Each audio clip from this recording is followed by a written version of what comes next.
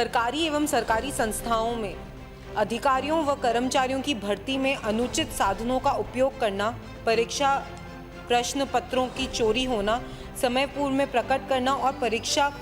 प्रश्न पत्रों को परीक्षा पूर्व बेचने का अपराध एक गंभीर अपराध है। भर्ती परीक्षाओं के लिए युवाओं महीने वर्षों तक परीक्षाओं के लिए पढ़ते हैं, परिश्रम करते हैं, इतना समय वे इसमें डालते हैं, लेकिन आज युवाओं की स्थिति ये है माननीय सभापति महोदय कि उनका भरोसा इन परीक्षाओं पर से उठ गया है। आप जो ये विधेयक लाए हैं बहुत ज़रूरी विधेयक है और जैसा कि पूर्व वक्ता हमारे अजमेर से आई विधायिका, चूरू से विधायक आए, उन्होंने भी ये बात बोली कि ये आप विधेयक सिर्फ इसलिए लाएं क्योंकि जिस प्रकार से रीट का पूरा मामला सामने आया है और जिस प्रकार से भरोसा। लेकिन सभापति महोदय, आपको मैं एक बात बताना चाहूँगी कि इस परीक्षा के बाद जो हुआ था और जिस तरीके से ये बच्चों के मन से, युवाओं के मन से जो खिलवाड़ हुआ है, मेरी चर्चा हो रही थी, एक आरएएस प्रिपेयर कर रहा था बच्चा, उससे हुई थी।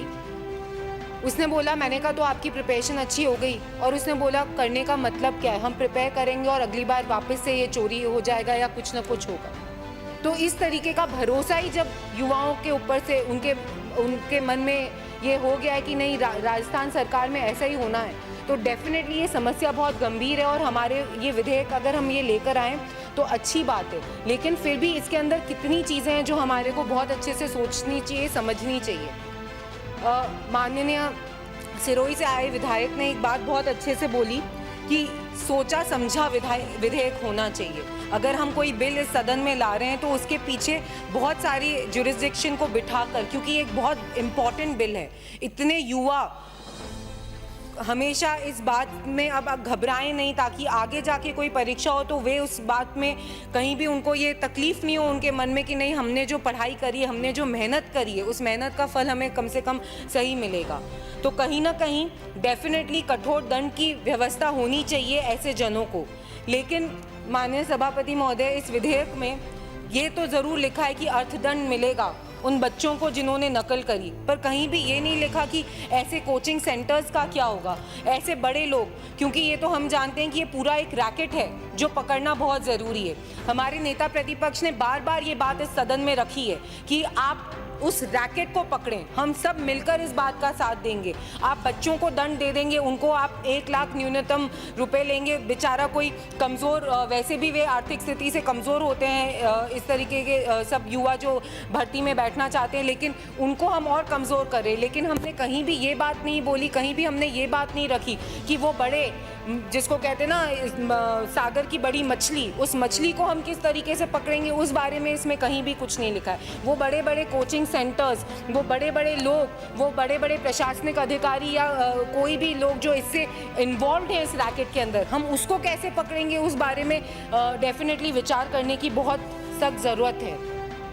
माननीय सभापति महोदय, इंटरनेट का ज़माना है, जब हम ये परीक्षाएं करते हैं तो हम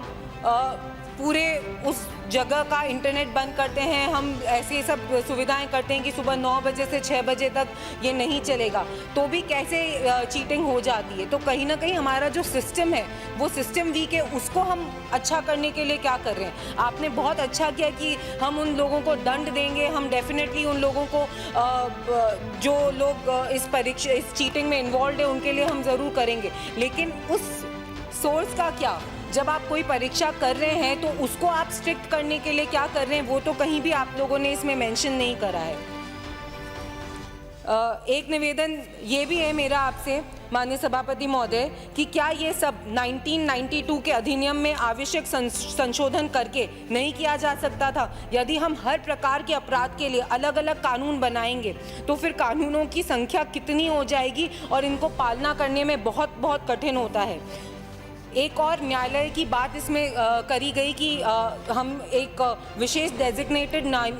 कोर्ट हम इसमें बनाएंगे। कहीं भी ये मेंशन नहीं करा कि ये न्यायालय हम सिर्फ जयपुर और जोधपुर खोलेंगे या हम सभी जिला मुख्यालयों पे न्यायालयों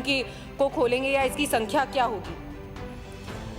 जब भी ये न्यायालय खुलेंगे तो इसमें दंड सीमा क्या होगी ये तय करना बहुत ज़रूरी है। माननीय सभापति महोदय, अगर कोई युवा उसको अगर उसके ऊपर किसी ने गलत इल्ज़ाम भी लगाया है तो ये न्यायालय क्या एक निश्चित समय में उनको दंड देगा या नहीं देगा, ये हमें बताना बहुत ज़रूरी है। क्योंकि अगर वो बच्चा, वो युवा इनोसेंट है तो उस इनोसेंट बच्चे के 5-6 साल 8 साल कितनी बार कोर्ट की डेट्स नहीं आती, तो बहुत ज़रूरी है कि हम उसका समय ख़राब नहीं करें, उस युवा को हम एक अच्छे तरीके से न्याय दिला सकें। और एक सीमा इसमें हमें तय करनी बहुत ज़रूरी है कि ऐसे अपराध अगर किसी ने करा है तो भी उसको एक निश्चित समय सीमा में उसको वो उसका दंड मिलना चाहिए, और अगर किसी ने अपराध नहीं करा है तो इनोसेंट भी वो घोषित एक निश्चित समय में होना चाहिए। इसको हम 5-7 साल तक प्रोलॉन्ग नहीं करें तो बहुत ज़रूरी है। माननीय सभापति महोदय, 2 मिनट में मैं अपनी बात कंक्लूड करूँगी। माननीय सभापति महोदय, इन्वेस्टिगेशन को जो पूरा करने का जो समय है उसके बारे में तो मैंने डेफिनेटली बात रखी है। रीट की जो बात सब जनों ने बोली है, तो इस वजह से